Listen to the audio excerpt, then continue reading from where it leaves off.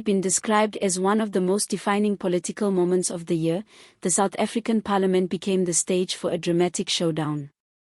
Democratic Alliance, DA, Federal Chairperson Helen Zille delivered a speech so powerful that it left President Cyril Ramaphosa visibly shaken and the entire National Assembly in stunned silence.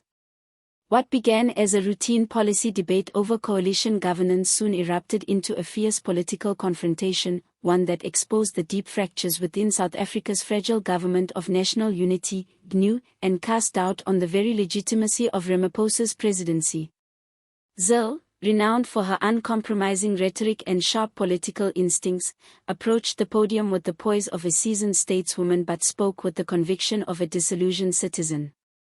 Dispensing with formalities, she launched straight into a fierce critique of Ramaphosa's handling of the GNU, accusing him of betrayal, hypocrisy, and marginalizing coalition partners while the African National Congress, ANC, tightened its grip on state power. "Mr. President," she declared with steely resolve, "you are not leading a government of national unity, you have an ANC monopoly government." Her voice thundered through the chamber like a gavel crashing down, cutting through the pretense of equality within the coalition. The tone of the assembly shifted immediately.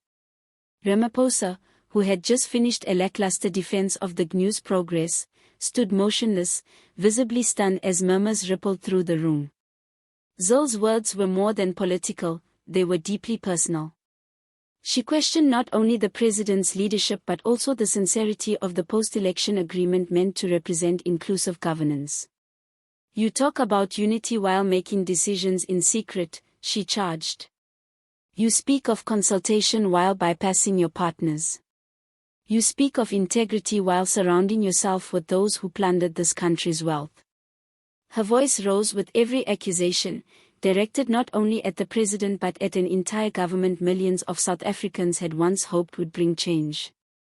Then, with perfect timing, Zille delivered the line that instantly became a national soundbite: "If this is your conception of unity, then South Africa needs a divorce.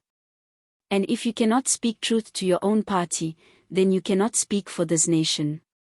What followed was a silence so intense it felt surreal. For nearly 20 seconds, not a sound emerged, no applause, no insults, no responses. A chamber once accustomed to shouting matches and interruptions fell utterly still. Even Ramaphosa's staunchest allies sat frozen, exchanging uneasy glances as the weight of Zille's accusations settled like dust after an explosion. Political commentator Linda Mkhona captured the moment perfectly in a live broadcast. "The silence was deafening, it said more than any response could." Ramaphosa, for the first time, appeared completely cornered, politically and morally. As the tension dragged on, Deputy President Paul Moshatile attempted to intervene with a token protest, but his words only emphasized the president's paralysis. Ramaphosa had neither spoken, written a note, nor lifted his gaze. In political terms, it was a public defeat. Zille, meanwhile, returned to her seat with calm assurance, having said what she came to say. Members of the DA nodded approvingly, while even MPs from Action SA and the Inkatha Freedom Party, IFP, were overheard whispering agreement, proof that her message transcended party lines. Her earlier warning echoed throughout the chamber: "You cannot lead by hiding. You cannot rebuild a nation with silence, delay, and cowardice. The time for hiding is over." The reaction from the public was immediate and explosive. Within hours, clips of Zille's speech flooded social media, sparking the viral hashtag Zille silences Ramaphosa. Citizens hailed the moment as a turning point. "I never thought I'd see Ramaphosa lost for words in Parliament," wrote one user. Another commented, "That silence after Zille's words was louder than anything we've heard from the president in months." Political observers across the spectrum agreed that something profound had shifted.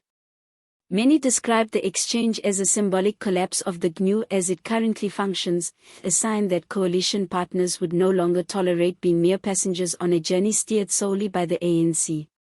Veteran journalist Justice Malala remarked, "What Zille did wasn't just political, it was a warning shot across the bow of the ANC. The days of pretending at coalition politics are over. If Ramaphosa doesn't adapt, he'll be left behind, along with his party. Behind closed doors, reports confirm that Zille's defiant stand had emboldened smaller coalition members. Several parties were said to be drafting formal complaints to the presidency, demanding more transparency and a genuine role in governance. "What Helen did today gave everyone courage," said one insider. "We've all felt sidelined, but now it's out in the open." Up to now, however, the president has yet to issue a direct response. A brief statement from his spokesperson read, "The president respects all voices in parliament and remains committed to constructive dialogue within the GNU." Critics quickly dismissed the comment as tone-deaf, arguing that Ramaphosa's silence spoke volumes, amounting almost to an admission of guilt. As analyst V. Glamini observed, silence may be golden, but in politics, it can also be damning. The broader implications of Zille's speech are still unfolding, yet one fact is indisputable: she didn't just deliver a speech, she set a precedent. For too long, Ramaphosa's leadership, critics say, has relied on compromise, quiet diplomacy, and an aversion to challenging the ANC's dominance. But when firmness was required, he offered silence, and that silence has become an indictment in itself. Zille's address was not theatrical grandstanding, it was a reckoning with a leadership style many believe has failed to produce real transformation.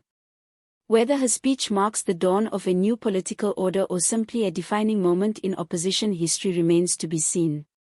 But one thing is certain, she struck a national nerve. As one young voter wrote on X, she didn't just speak truth to power, she reminded us that power answers to the people. And on that day, power had no words. In the echo of that silence, South Africa may have finally heard what it needed most, the sound of accountability knocking at the door.